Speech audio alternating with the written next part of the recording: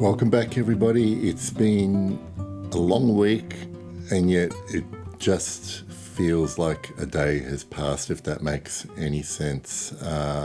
Firstly, before I start off, just want to thank everybody that reached out to me to offer their support and just to let me know that you care. So I'm really, really grateful about that, and that I have so many people who follow me, who I know, who I'm friends with, that really care. So thank you very much. But let's get on with it. This week, this video is about my weekly rotation. On Monday, I only wore the one perfume for the day, which has been unusual for me. If you've been watching these videos for a little bit, you'll know that I wear often at least 2 different perfumes a day. But on Monday, it was slow going, but I decided to go with something that smells just really good. This is a miniature of vintage Francesco Smalto Porom. And to me, it's a really classic, well-made, old school aromatic fougere. Like I really pick up a lot of lavender in this, some brightness from citrus, and it's just a really classic construction and really, really well made. Again, it's a vintage that doesn't really, I mean, you can still find this, but it's no longer in production.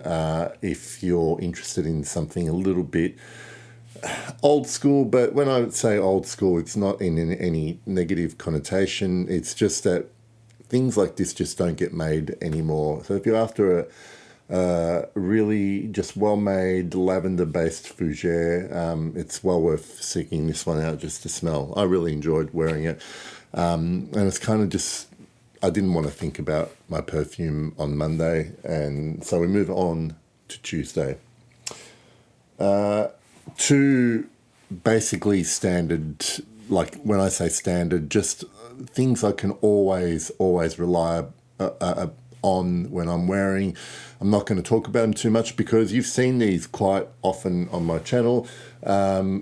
Woody Mood from Olfactive Studio and Eau Sauvage Parfum by Christian Dior.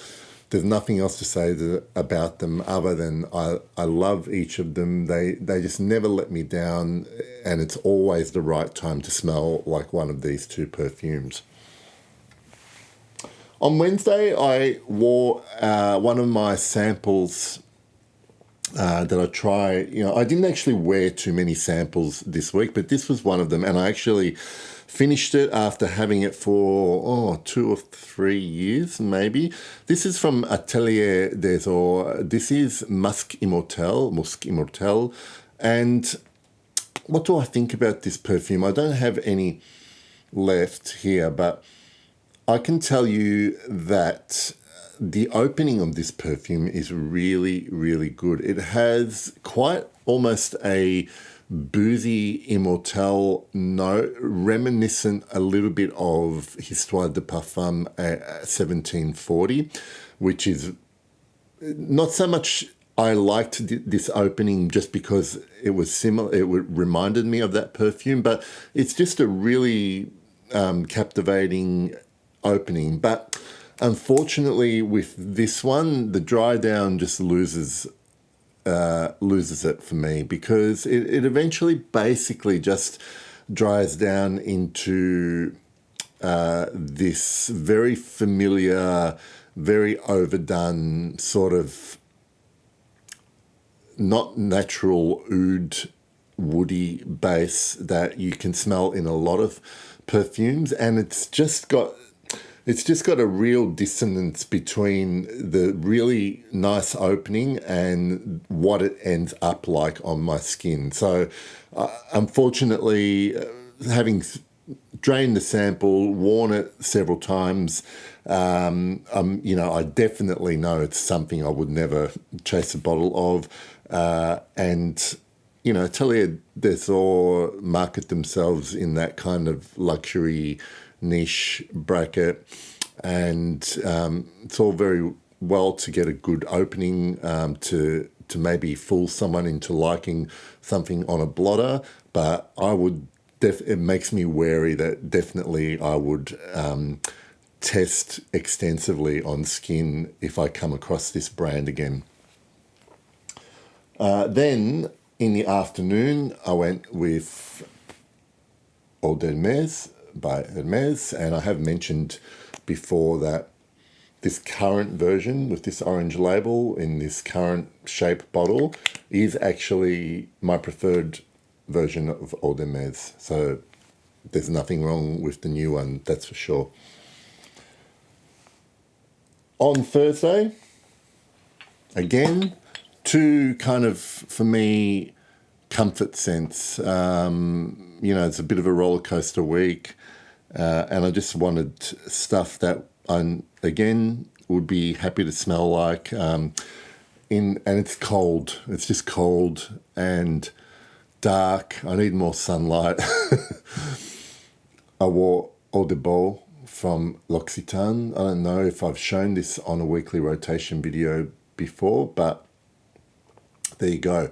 I've had this bottle since late 2017, and I feel like I do wear it, regularly enough, more so in the winter and very rarely when it's in the hotter seasons. But I don't know if you can pick that up in there, but that's the dent that I've made in it. And it's not, I only need to use, I'm using a lot less than I think I need. This particular version of Eau de Beau with this type of label, I can't speak to the newer versions, but this lasts all day on me, and I only need a couple of sprays as well. So it's, and it's a beautiful, smoky, spicy vanilla, much more to my liking than something like Tobacco Vanille by Tom Ford. It's a lot less sweet, and that's what I really love about it. In the evening, I'm just, this is the bit of a perfume I can't get enough of at the moment. It's just, I won't say any more other than they got it right. On Friday, in the morning, I almost can't go a week without wearing some form of Abbey Rouge these days, regular EDT here. But in the afternoon, a travel spray that I have not had the chance to wear a lot this year because I usually wear it when the weather's a little bit warmer, but I'm kind of trying to force myself to wear some what I consider warm weather scents in the winter just to sort of break the mood a little bit. And I wore this one from, you probably can't pick up the printing on the bottle, but this is A Pomme Homme by Maison Francis Kurkdjian. This is one of the best orange blossom notes that I have smelled in perfume. Like I really like the orange blossom in things like Séville la Laube or the orange blossom in Chanel Boy or even in Helmut Lang Eau de Parfum. But this, in those perfumes, they're kind of more supporting actors in that cast, whereas this is front and center, the star of the show, along with a nice kind of woody dry down. It's pretty linear, but it's what I would describe as one of my happy scents, A Pomme Homme. Now, I'm pretty sure that this has now been discontinued. Maybe someone can confirm this for me. I've had this travel spray since 2018.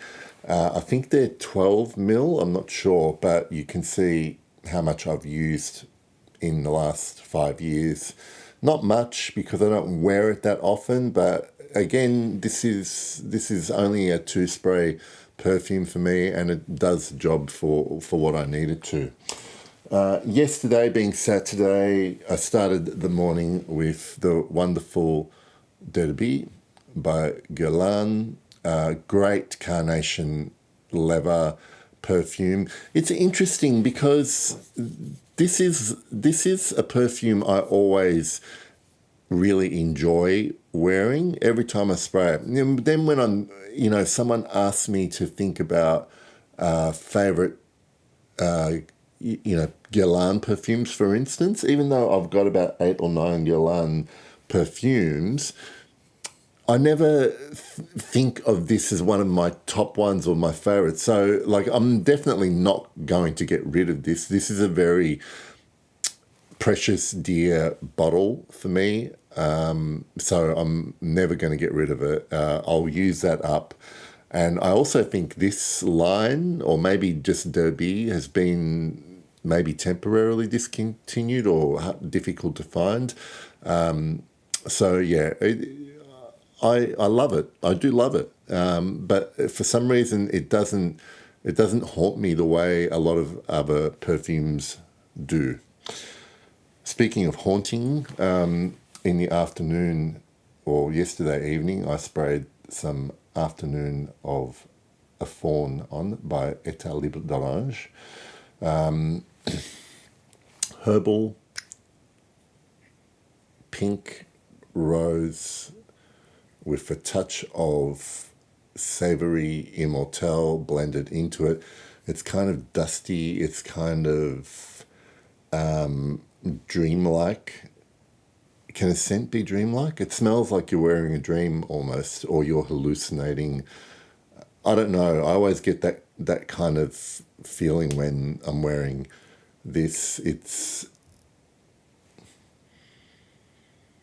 just unusually beautiful. It's like something you've never, that's quite unique. You find that it's interesting. I smelled this yesterday, and I all of a sudden thought of another perfume that has this same kind of effect on me. And by no stretch of the imagination am I suggesting that they smell similar, but I think if you like something like Gucci's Memoire d'une odeur, you could like something like The Afternoon of a Fawn by État Libre d'Orange. But just be aware that there is that immortelle note, and the rose is reasonably prominent here, along with that green herbal opening. It's beautiful. It's just beautiful. This morning, end of the week, well, it's end of my weekend anyway, I went for another mini vintage Givenchy Gentleman, or Gentleman Givenchy. I always get confused by their naming conventions, but this is the one that was originally released in 1974, I think. The patchouli prominent. Oh, it's so good. And it's almost like a boozy patchouli to me as well, which is, yeah, it's so good. I wish. Yeah, so this is one I probably would own if I came across a vintage bottle. I'm just too lazy to go hunting for them. If I'm telling the truth with vintage stuff that I try that I really like, I'm more than happy for anyone to find them for me and let me know about them. But I just don't want to put myself through the whole seek and find thing with vintages. I'm going to end this video and my weekend by wearing, again, all-time legendary Fahrenheit by Christian Dior. I'm glad this week is behind me, to be honest, and I'm looking forward to a better week next week. I hope you guys have had a great weekend, and I look forward to trying to make some more videos if I can. I'll see you all soon. Thanks for watching.